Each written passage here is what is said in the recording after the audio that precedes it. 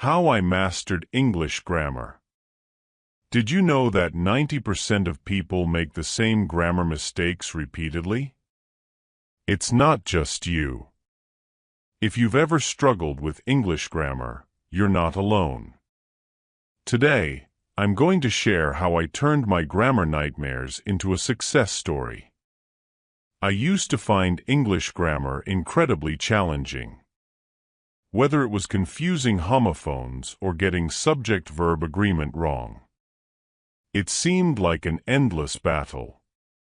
I remember failing a test because I mixed up there, and there. It was so frustrating. But then I discovered some amazing tips and tricks that changed everything. First, I started using online resources like grammar checking tools and educational websites. Websites like Grammarly and Purdue OWL were lifesavers. They provided clear explanations and examples for every rule I struggled with. Reading actively also helped a lot. I'd highlight sentences and analyze their structure. I started reading books with a highlighter in hand, noting down any interesting sentence structures or words I wasn't familiar with. This active reading helped reinforce correct grammar in my mind. And of course, practice. I'd write essays and short stories, then review them for errors. I dedicated time each day to write something, anything. Later, I'd go back and review my work, looking specifically for grammar mistakes. One of the best methods was discussing grammar with friends. We'd correct each other's mistakes and learn together. It was like having a study buddy. We'd quiz each other on tricky rules and share tips we found useful. This peer learning was incredibly effective. But the game changer for me was learning mnemonic devices. For example, to remember the difference between effect and effect. I used the phrase A is for action, effect, and E is for end result, effect. Simple, right? Here are some more examples.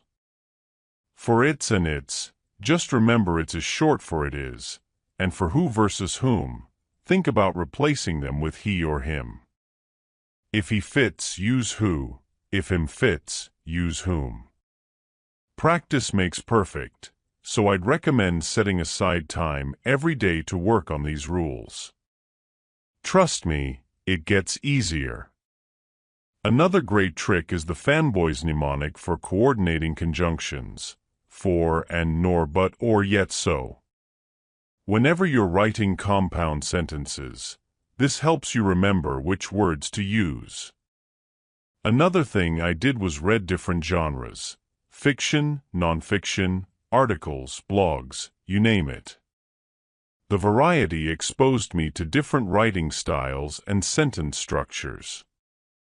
I also kept a grammar journal. Every time I learned a new rule or made a mistake, I wrote it down. This helped me to keep track of my progress and identify recurring issues. It doesn't have to be fancy, just a simple notebook where you jot down rules, exceptions, and examples. The breakthrough moment came when I combined all these methods. I was no longer afraid of grammar. Instead, I saw it as a puzzle I could solve. For example, let's talk about subject-verb agreement.